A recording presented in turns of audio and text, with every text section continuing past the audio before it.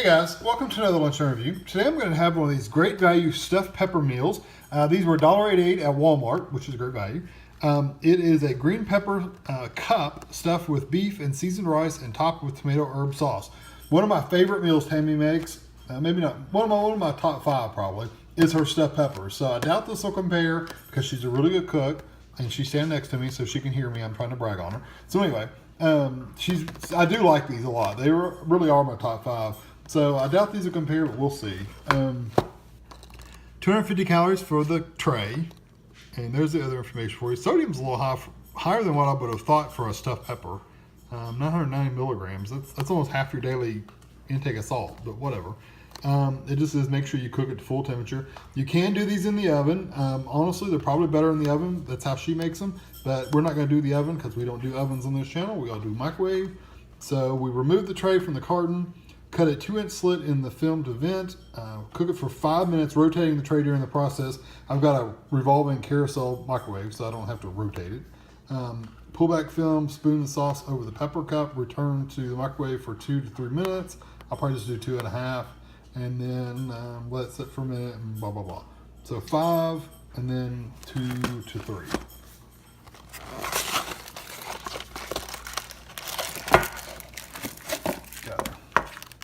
It's not too bad. It's not huge, but it looks like about 2/3 of a pepper maybe they've cut.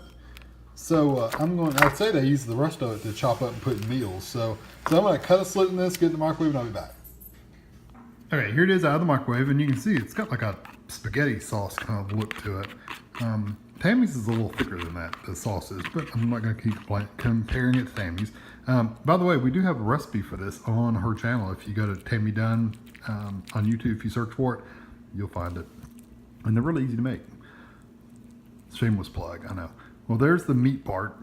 It's like this, looks like they've taken their meatloaf. Literally, it looks like they've taken a pepper, they've taken the meatloaf that they make for their meals and shoved the meatloaf into the pepper. And that's like half a pepper. That's not even a 2/3 of a pepper like I originally thought.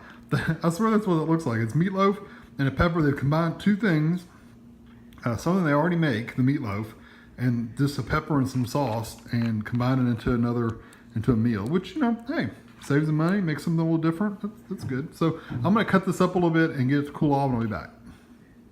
Okay, it's had a little time to cool off. It's still pretty hot, but here we go. It's got the meat and some rice and some pepper and the pepper in there. The one thing, a difference between the meatloaf and this is the meatloaf doesn't have rice in it. This one does.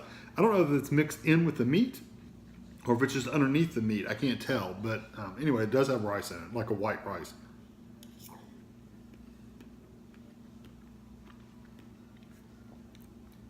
Very hot. Heat hot, not spicy hot.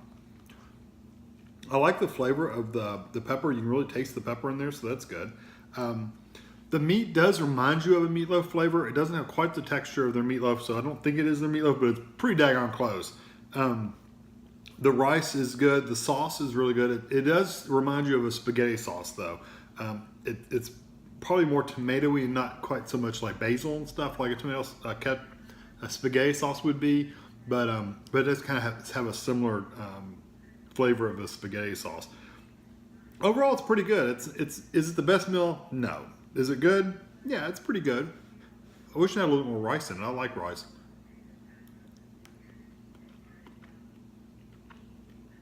But I like the consistency. I like the texture. The quality of the meat part seems pretty good. The pepper, they could put a little bit more pepper in here. I mean, really, once I got into it, it's a very thin. I mean, the pepper is probably this much. So they're probably, I don't know, slicing just the bottoms off and using it for this and using the rest of the pepper for other meals, I guess. You know, it was like, well, we can make 2 meals by using 3/4 of the pepper for something else and 1/4 of the pepper for this. Why not? You know, so it's good. Do I think you'll be filled up from it? Maybe. It's got enough meat and rice in there to probably fill you up for a while. You'll probably want some late afternoon snack, maybe around 2 or 3 o'clock. You may want something to snack on before dinner, but that'll hold you over for a while. Overall, pretty good though.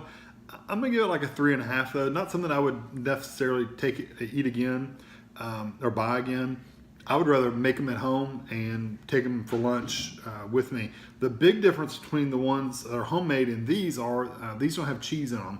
The ones that we make at home have Velveeta cheese on them, so they're even better, and they have like a crust of cheese on the top, and you bake them, and they get a little crust on top of them. They're awesome, and like I said, super easy to make, so you should try them out.